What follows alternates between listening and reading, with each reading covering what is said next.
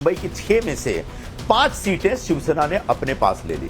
मैंने कहा यह कांग्रेस पार्टी को खत्म करने का एक षड्यंत्र है।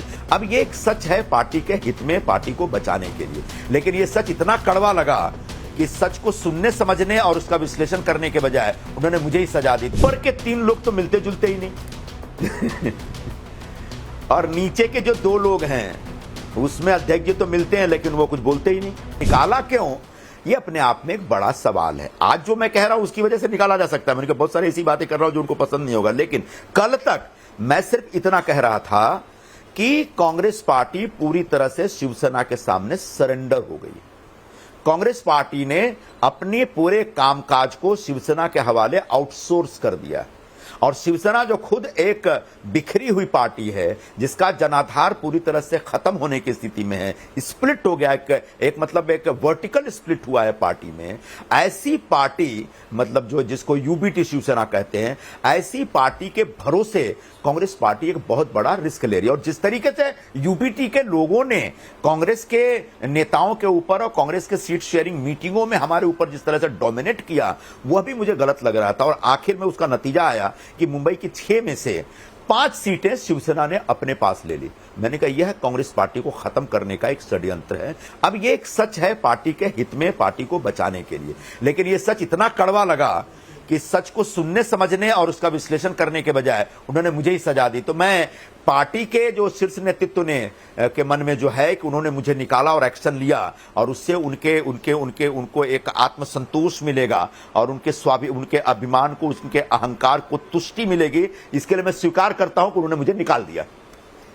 संजय निरुपम जी, आपने बड़ी बात कही आज प्रेस कॉन्फ्रेंस में और आपने कहा कांग्रेस में 5 पावर सेंटर्स हैं। सोनिया गांधी, राहुल गांधी, प्रियंका गांधी वाड्रा, मल्लिकार्जुन खड़गे जी और केसी वेणुगोपाल। आपकी इनमें से किसी से बात हुई पार्टी में जब आप अपना एडवाइस दे रहे थे? ऊपर के 3 लोग तो मिलते जुलते ही नहीं और नीचे के जो 2 लोग हैं उसमें अध्यक्ष जी तो मिलते हैं लेकिन वो कुछ बोलते ही नहीं। और एकदम आखिरी नंबर पे हैं वो सिलेक्टेड लोगों से मिलते हैं जो उनके काम का है उनसे ही, बाकी मिलेंगे भी तो वो क्या बोलते हैं समझ में नहीं आता।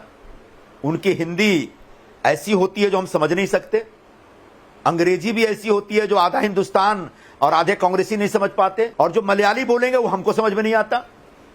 तो एक संवादहीनता की स्थिति है कांग्रेस पार्टी में, एक मेजर कम्युनिकेशन गैप है। और वो इसको सिर्फ मैं नहीं महसूस कर रहा हूं, इस समय हिंदुस्तान के कई राज्यों में काम करने वाले मेरे जैसे जमीन पर लड़ने वाले लोग उस कम्युनिकेशन गैप को, संवादहीनता को महसूस कर रहे हैं। दोष आप किसको देंगे? राहुल गांधी रिस्पॉन्सिबिलिटी चला रहा है वही नहीं तो कौन चला रहा है? भाई ऐसा है तो मैंने तो पता है कोई एक आदमी चला ही नहीं रहा है, 5 लोग चला रहे हैं। जब एक गाड़ी के स्टीयरिंग पे 5 ड्राइवर बैठेंगे तो उस गाड़ी का एक नहीं कई एक्सीडेंट होने वाला है। तो गाड़ी 5 दिशा में जा रही है, कोई इधर लेके जा रहा है, कोई उधर लेके जा रहा है। तो आप कह रहे हैं कि सोनिया गांधी को भी चैलेंज करने वाले लोग हैं, राहुल गांधी को भी चैलेंज करने वाले लोग हैं, प्रियंका गांधी वाड्रा तो जनरल सेक्रेटरी विदाउट पोर्टफोलियो हैं। चल क्या रहा है? देखिए बहुत ज्यादा अब जो लोग हैं ना उनके अंदर इतनी ताकत नहीं है कि बहुत आक्रामक एग्रेसिव होके एक दूसरे को चैलेंज करें। वो बेसिकली वो मुझे दिखता है कि वो लूट खसोट में लगे हुए हैं कि कैसे हमको कुछ मिल जाए।